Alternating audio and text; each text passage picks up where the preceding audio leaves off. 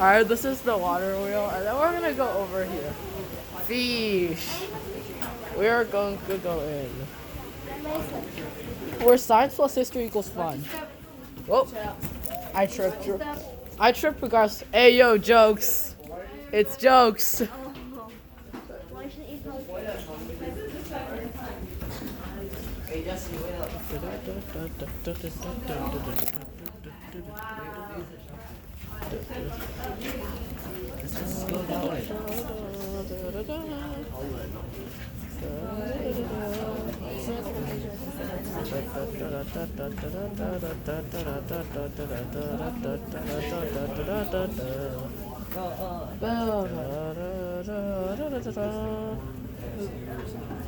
Wow.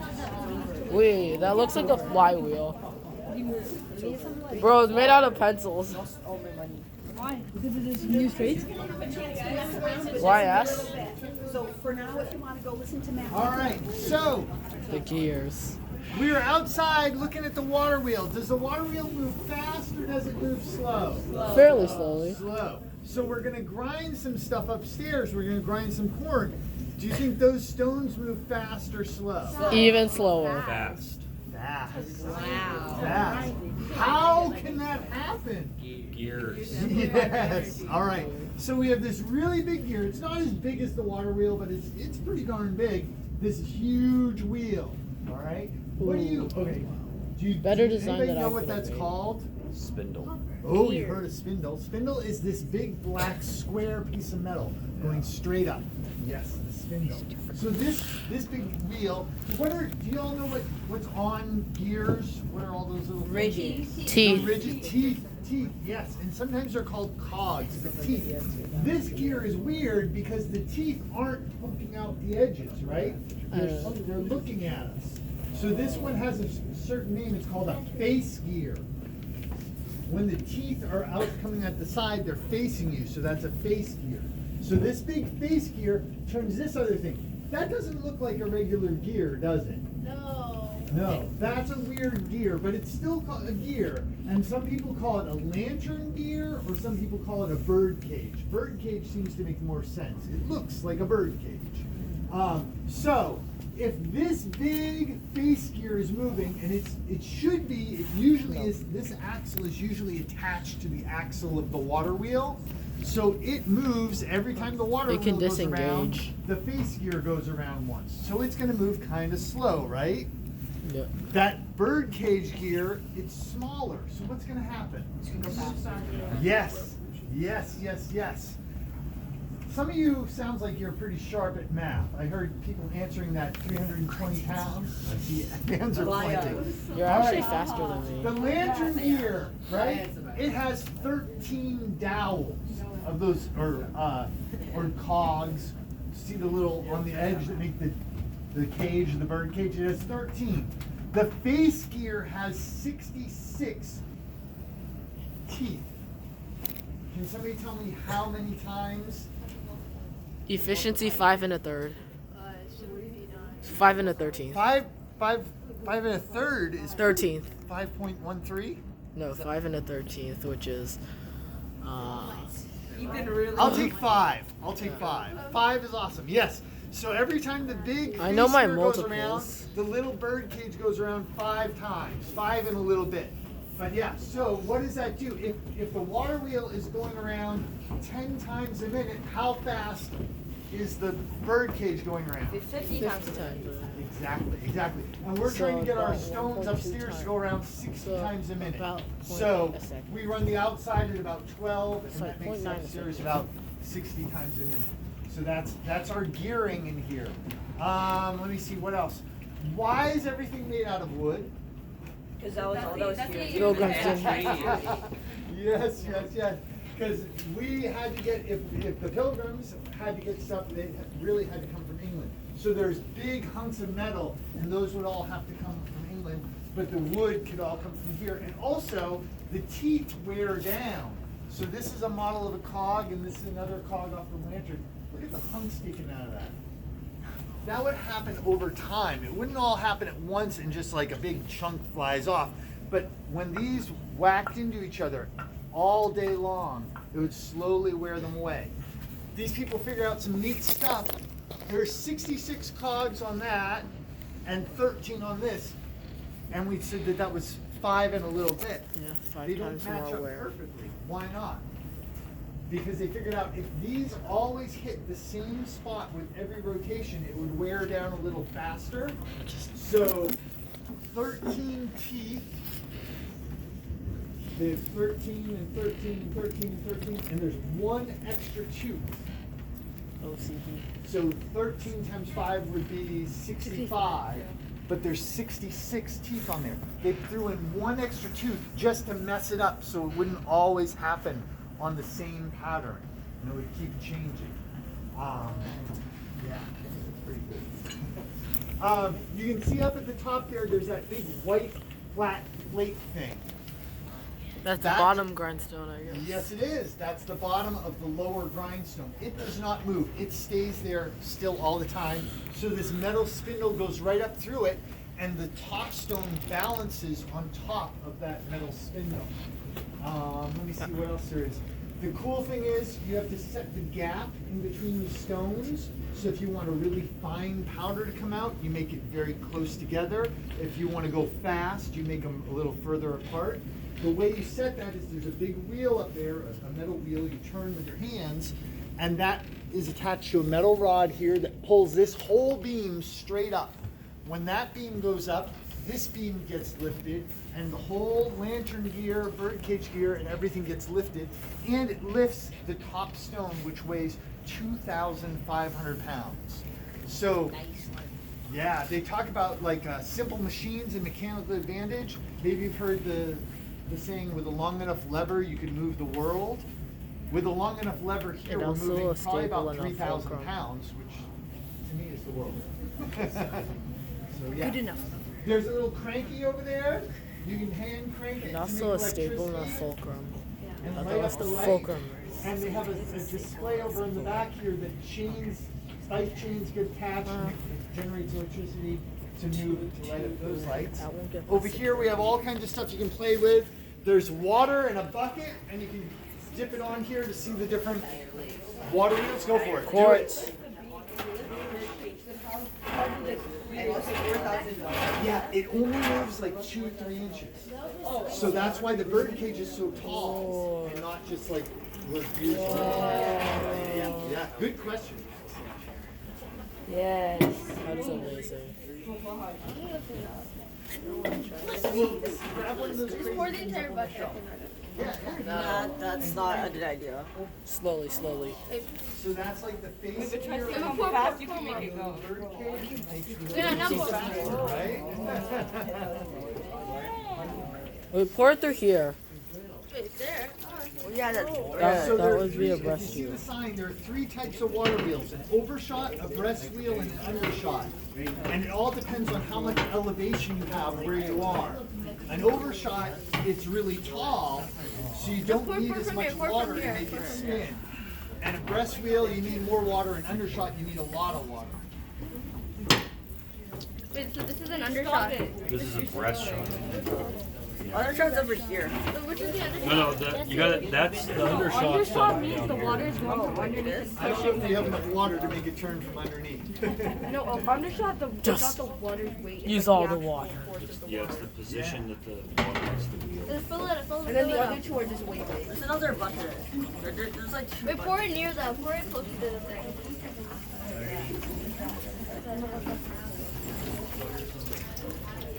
Okay, I'm not commentating on this one because it's Oh, too nice, cool. nice. Um, No, fill up. put this aside. Put it in, try like an undershot. Just yeet it all into the water. 3, 2, 1. Nope. Too far. You need a lot You more. need water. it to be tall. Try the brush shot.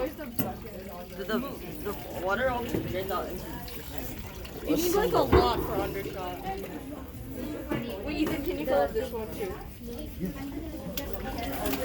Not really, bro. Sorry. Wait, I'll Right there. The water. and get the other one too. I think Oh God, no.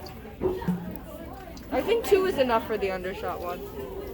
Really? But they have to be at the same time. Do you think you're gonna try it? Yeah. I don't. 3. No, I don't think it's gonna work. It's not enough. You need like a lot of water. Just eat it all. Try to hit the bottom. Yeah. Oh yeah. It needs to be like a ton of water. like maybe 4 or 5 buckets. We can. Oh no, Will. We can try it. No. Oh We can no. try it. Let's not try. No, not. Oh my god. Is it enough? Can we do it? Oh, that's not even enough.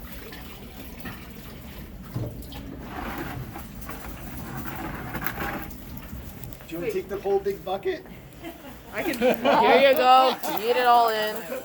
I don't even think that's enough. 3, 2, 1. Just hold it. All at once. Are you joking? Not even enough. How much do you need? Not even. A lot. But that's the thing, like, Serious. with here you have, so y'all know, like, Thank you. mass. Well, like, potential energy usually is like you have a mass and you have a distance, right? Yeah. So the top, if you have an overshot wheel, you have a lot of distance, and you don't need a lot of mass. And the breasts, you don't have as much distance, but you have more mass. And down here, you need tons of mass. It needs to be almost like submerged. Yeah.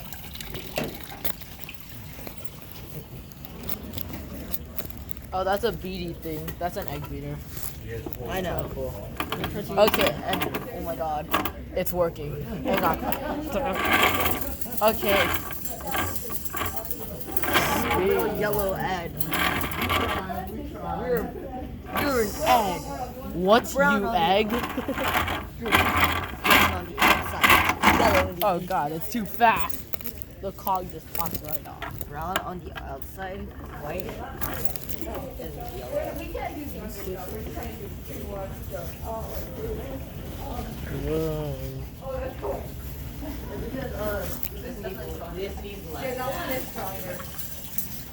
do the undershot one. We tried like 3 times. We tried with the whole bucket. This is satisfying. It needs to be submerged.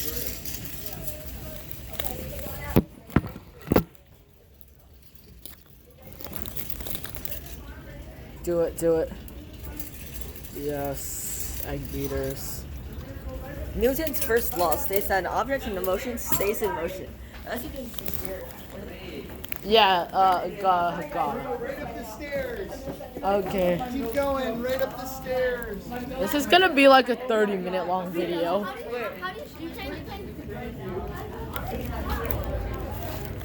Pause. Pause if you want to see it. Okay. How many steps? How many steps?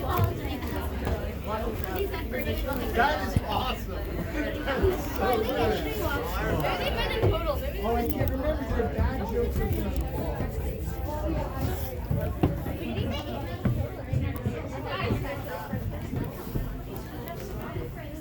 Stop if you want to read.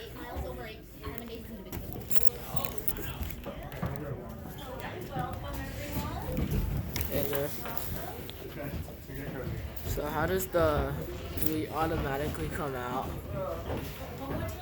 How would the wheat like automatically come out?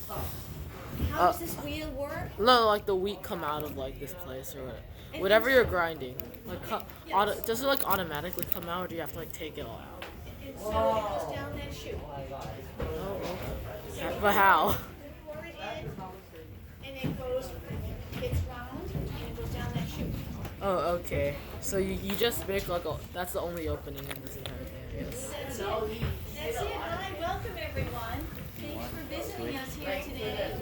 My name is Madeline. I'm a public history educator here at the Prairie Kentucky Museum.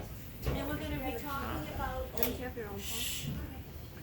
little bit about the geography and the history of this region as it relates to the operations of this mill. So, how many people notice the water across the stream?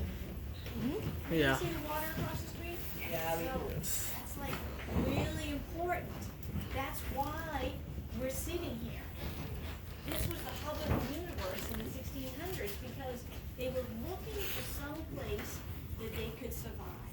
Like the Native Americans were hungry and the Pilgrims were starving.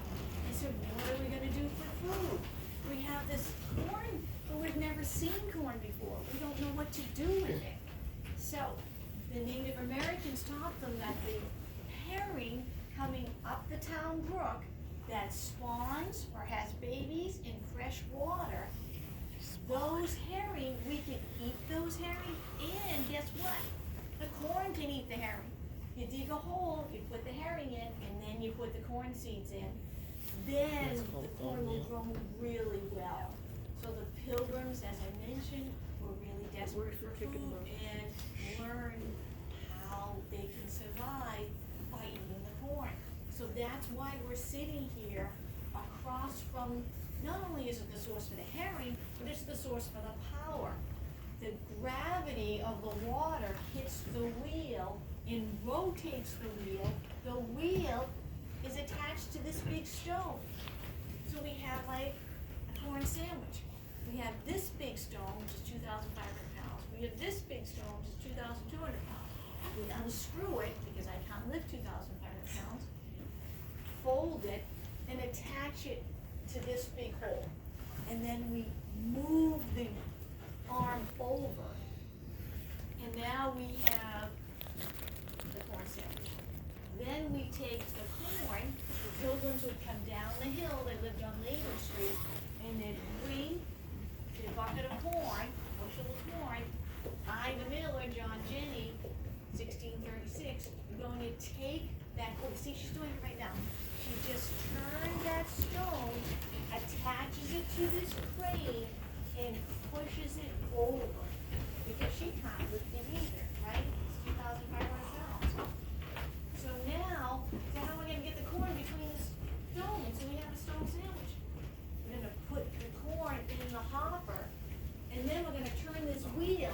That's gonna open the gate for the water to come in. Oh my Now god. the water is coming through the dam. We dammed it up because we wanted to divert it. And that wheel outside is attached to that wheel downstairs that you guys just saw, remember? That's fast. And then that's it. What do you think that white thing is? This going so fast. That's the stone, right. And so the wheel downstairs Moving with godly is speed. moving this stone. This is on top of it. And that spindle Yo, is attaching that's it. cool. Then your question earlier, it's going down the chute. That's the chute. This hole right here is connected to where you guys were a few minutes ago. And that's the bin. And again, that's another picture of how she turns the stone, attaches it to the crane, and pushes it over. So, does anyone have any questions about that? Yes. So if they wanted the miller to make like finer cornmeal or like grainier cornmeal, would they just ask him to like adjust the? Yes, great question. Matter of fact, he would end up in court if it wasn't correct. Over this board, Mr. John Jenny presented for not grinding corn serviceable, but to great loss and damage and not grinding it well. That's kind of like their Yelp review. Wasn't found right. They'd report him to the court. And so you're exactly right. They would want to get the grind the way it was requested. So that wheel over there, right here, they would turn this wheel, and that regulates. There's a bar downstairs, and that bar downstairs, that wheel pushes it up. And it pushes this up. This spindle is attached to this. And so it moves, that wheel moves this stone up and down. And that regulates the flow. So that's how they would get the right consistency. So it acts like a scissors. This top stone has a pattern. And the pattern of the top stone Reverse to the bottom is stone. opposite of the bottom stone. And they're going in opposite directions. So this is moving approximately 60 rotations per minute. The centrifugal force is just the sheer rotational force is pushing the corn to the side. Just like in the washing machine, your clothes are always pushed to the side. It's the same thing. Pushes it to the side. Then we put this hoop on it so it can't escape. It has no way to go. So it's thrust down the chute. Then the miller, John Jenny, would run downstairs and he would see it's gone from this to this. This is what it's like when it comes off the stones. This is wholemeal. That means it's the whole thing. Then we get a screen and we sift it out. And now it's grits. Grits and gritty, right? It's just kind of like wholemeal, but meal corn. Then we sift it a little bit more and we have cornmeal. This is for stuff like tortillas or pizza dough, cornbread. Very, very popular. So up until this time, they'd never seen corn and they did not know what to do. So this really changed their lives. They were used to oats, wheat, barley, rye, right? This is what they had in England. But too hot and humid here. So this stuff that you find in England, they couldn't grow it. So they had to use the corn and they had to learn fast. Now, John Jenny was a brewer. So he was used to oats, wheat, rye, because that's what he made beer with. But he became the miller. He was considered a man of means. He came over under Little James in 1623. He was a separatist. Came here to separate from the Church of England. And in separating, they needed a way to survive. So this corn not only helped them survive, but helped the community survive. Because this is where you came to mill around, right? When you were waiting with your bushel of corn, all of a sudden you're meeting other people. So this is where the rumor mill started. This is where they got to meet other people. And this is where they had to keep their nose to the grindstone. Why do you have to keep your nose to the grindstone? Anybody ever, your parents ever tell you, anybody ever tell you keep your nose to the grindstone? That means pay attention, right? Pay attention. So you keep your nose to the grindstone because if it smells like fire, then you know immediately I have to turn that wheel and shut it down. Because corn is very flammable. It turns into sparks. And things will burn very quickly. So this whole building burned down in the 1840s. So that's why they had to keep their nose to the grindstone. Because they said, please pay attention. So we got these stones. This building was built in 1970. It's a reproduction. So it's been here for 50 years. We got these stones, the hoop, the hopper, and the chair from a mill that burned down in Strasburg, Pennsylvania. It burned down a lot. And so when we were cleaning it, we took off the plaster in the back, and we found some old rags, and we found an old newspaper from 1873. Whoa. So we know that these stones date back to at least 1873. They came originally from Mon Valley, France. So Mon Valley, France to Strasburg, Pennsylvania. Nobody knows how they got there. We're assuming that they got there because we had a geologist analyze them, so we know they're from Mon Valley, France. And we know they're 3 pieces, so maybe those pieces were put into the hull of a ship to keep the ship balanced, off balance. Then when they got to America, they took it out of little pieces and they put this in. Because these are so heavy, it would be impossible to get otherwise. This building was built around these stones because nobody could get it through the front door. So they had to put the stones here and then build the building. So that's how valuable and enormous these stones are. So they are used, as I mentioned, in order to grind the corn in a way that enables it to be ground into these furrows, which act as a scissors. Now, as I mentioned, prior to this, they used the mortar and pestle. Some people have seen this before, right? Yeah, I used it before. Some people call this the daily grind because they think, well, this is, kind of a long day, be doing this all day. This can do 300 pounds in a couple of hours. This saves a lot of time. Doesn't mean it's better, it's just a different way of looking at things. So this became a very important center for civic life. Now, it's still a place of production on Saturdays from 1 to 3 p.m. We grind wood corn sometimes. We grind popcorn. And again, when it comes off the stones, it's the whole meal, and then it turns into the grits, and then we refine further into the cornmeal. People make various products from it. We also sell it, say, on the internet, which pilgrims did not do. So, this is what the blue corn looked like when it was grits.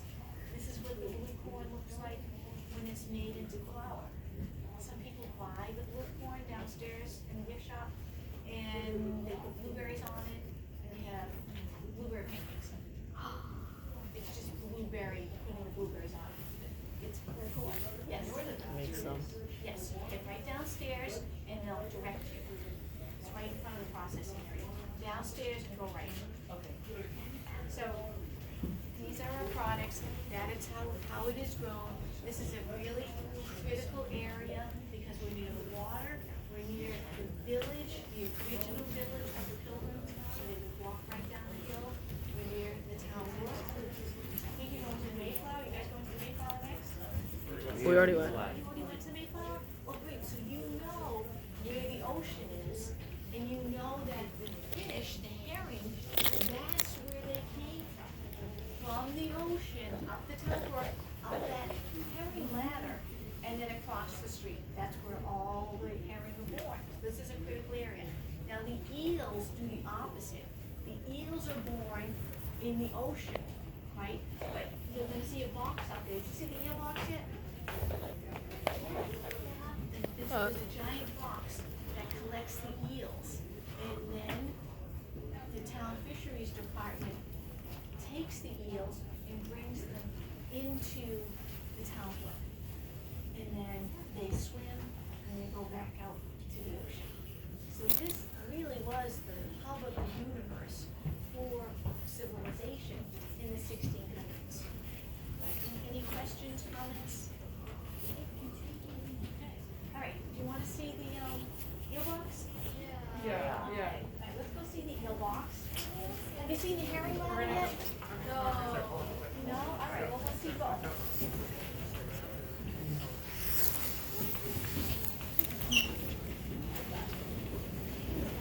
Wow.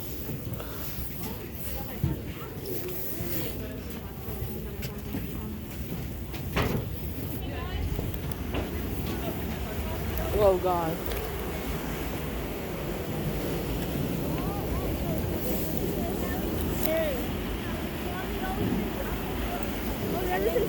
Over to the other side.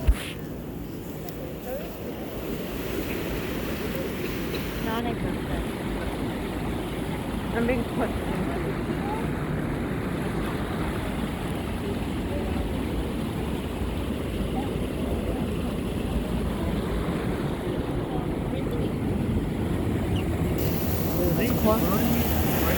That's quite a volume of water.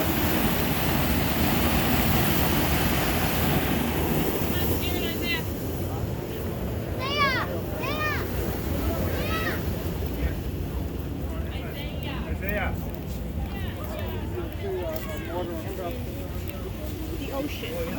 They're collected in this box, and the fisheries department takes the box, puts it into a bucket, and then brings it across the street. Ready to load?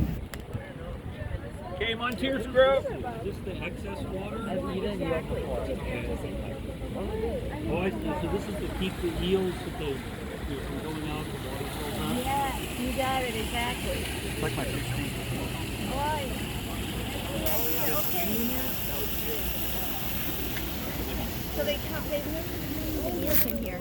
And, All right, Weller's Dick Group. We're going to load it up on the all right, guys. So nice meeting you. Go, Hope guys. you have a wonderful time. All right. Thank you. Unborn or live eel? No. Oh. Live eel. I don't see it. I think I'm blind.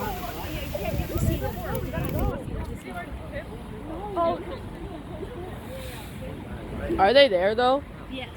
Like right now? Yes. All right, sorry to keep you.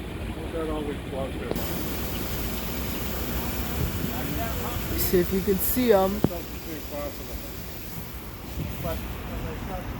Alright, guys. Thank you all.